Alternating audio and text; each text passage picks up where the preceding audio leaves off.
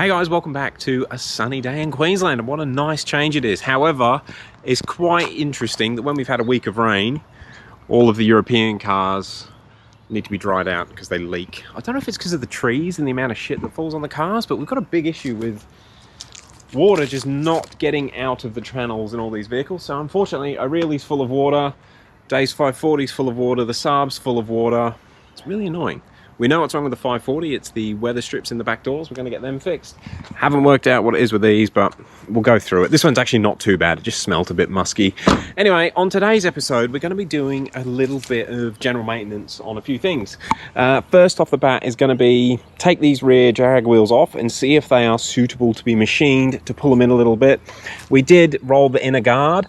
But in the interest of not changing the lovely outside looks of this car, we'll see if we can get the wheels machined in to pull the tyres in and just clearance it a bit more. That would be wonderful. So we'll get straight onto that. And the big question is, it's been parked for a week now. Will it start? It's still got the most annoying buzzer in the world.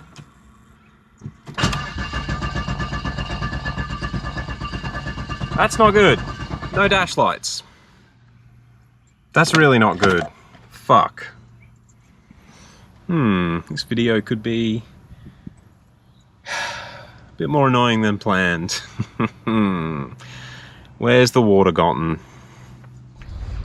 Okay, so this car does have the M3 cowl kit, and everything was still sealed absolutely perfectly, but everybody pray that the DME box wasn't sealed. Fuck. It wasn't shut.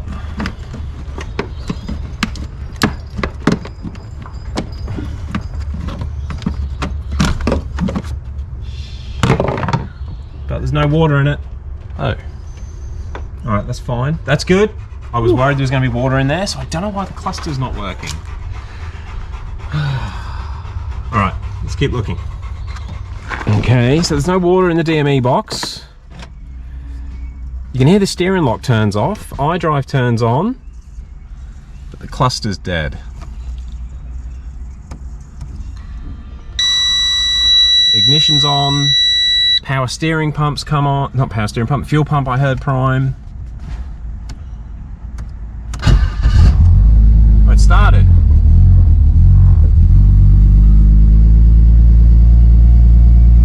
Just the cluster's dead.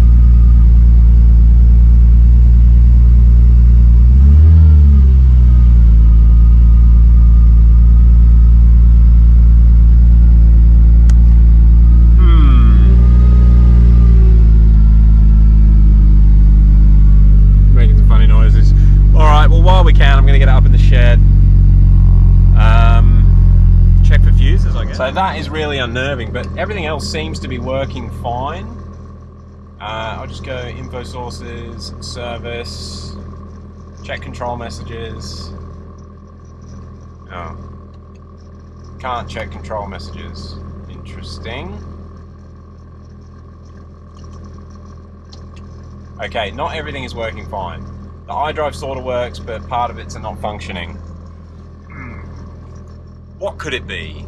How good a BMW? Alright, Aureli's in the shed. And with lots of mud, which I've tried to clean up already. It's a never-ending battle. But the cluster isn't working. Now I'm concerned that water's got into something, but it could just be a fuse. Yeah, the fuse boxes on these E90s are right here. Sorry, pop the light out. I'm going to try and work out what fuse is or what fuse it could be. I might even just check a bunch of fuses because I haven't really had a good look in this fuse box. So see if we can work it out, and I'll give you an update. Right. So this is the fuse diagram that this car has. Unfortunately, the rest of it is missing. Did a quick Google search, and it looks like fuse 58 or 74 is what should be doing the instrument cluster. And this car doesn't have either of those fuses, so it could be just a different fuse number on the right-hand drive models. Let's go and check the other E90s and see if we can work out which is the instrument cluster fuse. Right. Oh yeah, I've already nicked the bloody glove box out of this. It's not in here, is it?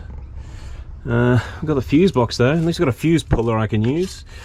Yeah, that one also doesn't have one in the 58 slot. So it's got to be something to do with Aussie cars. I need to find a fuse diagram. All right, third car lucky. How good does the 17T car look? Right, hopefully this car has a fuse diagram. Here's a GoPro mount.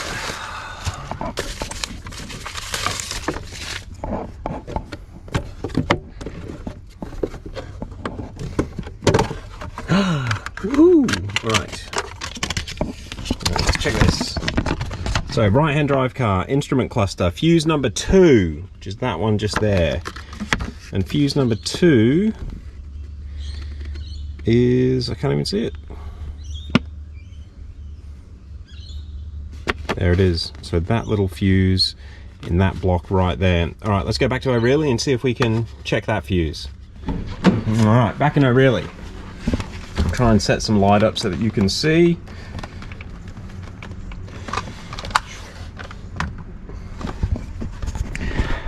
Okay, so it was the number 5 fuse in the middle of that block. Looks a bit manky, but doesn't look too bad.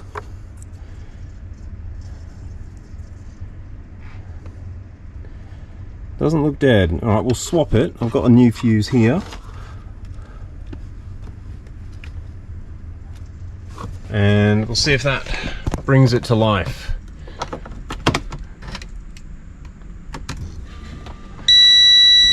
No. Cluster is still dead. Right. More research.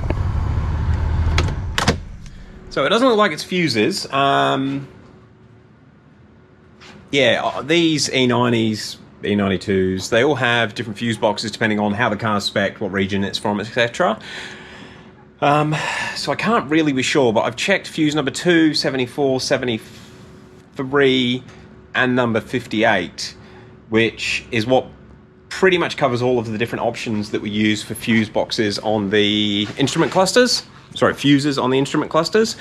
However, we've got the issue where on the iDrive, it can't check for control messages, which makes me think it's like a K-line issue because things are not communicating properly. I've had the battery off, it's now connected, for about 5 minutes. We shall put that back on and we'll just see if the reset has helped bring anything back to life. I'm obviously very concerned that water's got into somewhere. Everything seems to function. Indicator lights, headlights, tail lights, wipers. No. Steering column. You can hear it locking. iDrive controller works, but when we go into here, we go info sources, service. Yeah, can't get to check control messages and can't get to status. So there's some sort of communication issue going on in the car. It's got to be a fuse, but I can't work it out. I'll keep playing. So I ended up finding another fuse diagram tucked right down in the back of the glove box. Basically, one diagram says that it's fuse 58, the other one says it's fuse number 2. Again, I've checked everything, nothing seems to be fixing it. I did notice that the AC lights, the backlighting was on, and I had disconnected the battery and it had come back on, so I just unplugged these and plugged them back in, and now we've got no AC lights, but they do function if I turn the car on. So we do have AC. Blower motor's all working fine. I'm going to just take the cluster out and just check the cluster now. So I can't see anything visually wrong with O'Reilly's cluster. I have the cluster here out of my parts car that's currently in bits because we borrowed the speaker off of it. I'm going to plug this in and we'll see if it powers up. I'm going to plug it in like this. Let's see what we break.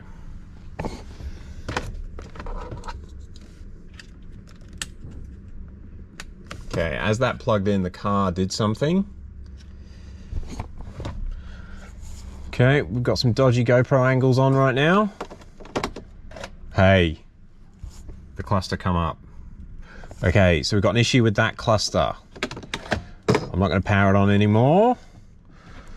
I'm going to take it off and take the other cluster apart. Okay, so a bit of an update. Got the O'Reilly cluster pulled apart. Now this is the one out of the E90 parts car from the front yard. I can't see anything on this board, and there's no corrosion, there's no blown capacitors, all the resistors, everything looks perfect.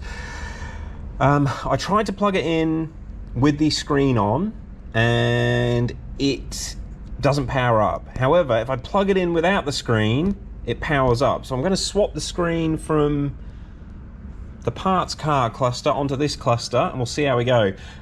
Sorry for the lack of video, but that's just very hard to do one-handed and film. But I'll try and film powering up that screen on the O'Reilly cluster and we'll see if we get any errors.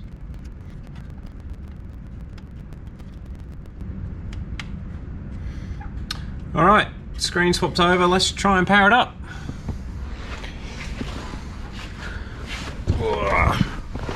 Right, so just to confirm, this is the... How can I get you guys to see this? I'm just going to pop you there for now. So this is the O'Reilly cluster with the screen on it from the parts car. Right, the fuel pump primed as I connected it. Now let's see if the screen shows any info. Yes! I'm not going to power it straight up. I'll put all the dials back on first because I've got all the needles set in certain points to line up. Okay, but the display has come on and I'm just gonna, while you guys are there, don't know if you can see the iDrive, but we'll just see if we can now read the info sources and then the status. Check control messages. Okay, sweet.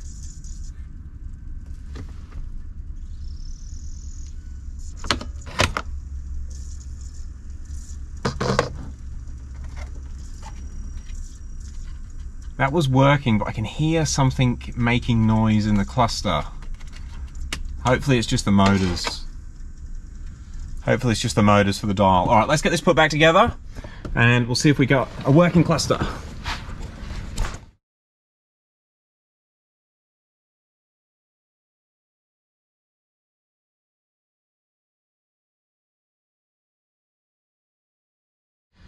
All right, moment of truth. Screen replaced in the O'Reilly cluster. Okay, that thing is so annoying. Okay, the time needs to be set, we know that. The correct kilometers, no warning things. Let's see if we get dials. Actually, just make sure we got backlighting. We do. It just says set date and time.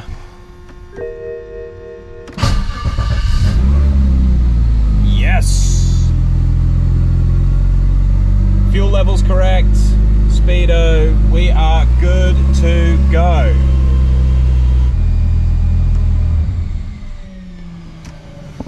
Well, there we go. We fixed the cluster. That was 3 hours I wasn't expecting to spend today. What a pain in the dick. Right, let's get these wheels off. And actually, on closer inspection, I've managed to cock up every single one of those needles. So I'm just going to take it apart and realign those needles again. Whoops.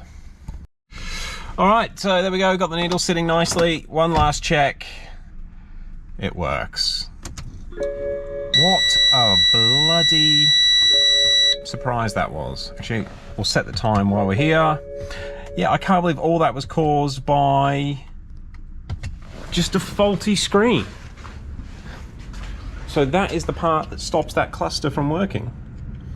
Like, none of it powers up, none of the warning lights, nothing. Lucky we had the parts car. All right, I'll set the date and time and we'll get these wheels off and get some photos over to Dan at Simply Tune. They're off. Coils are back on. So got some measurements sent off to Dan at Simply Tuning and it looks like they will be able to pull a couple of mil off them to help with guard clearance. So that'd be nice to not have some rubbing wheels. One other thing I'm just going to do today on this car, and because of the dash cluster, pain in the doodle, I haven't got as much done as I wanted to, but I am going to change this PCV valve. So I'm from memory, I think this rocker cover went on the engine in like 2018, and maybe the PCV valve is why it's causing so much smoke. I've got a brand new PC valve here that come out of one of the rocker covers I've bought. Let's pull the one that's in the car out and just see if it looks gummed up or seals. Alright, I got the PCV out of O'Reilly, and it's actually got one of the, I think that's an early Rob Beck upgraded PCV, and blowing through it, it feels pretty good. I'm just going to clean it out with some brake clean. I'm guessing this isn't the problem. Maybe I'll check the flapper valve. I might check the flapper. Okay, so I have tasted quite a lot of oil, but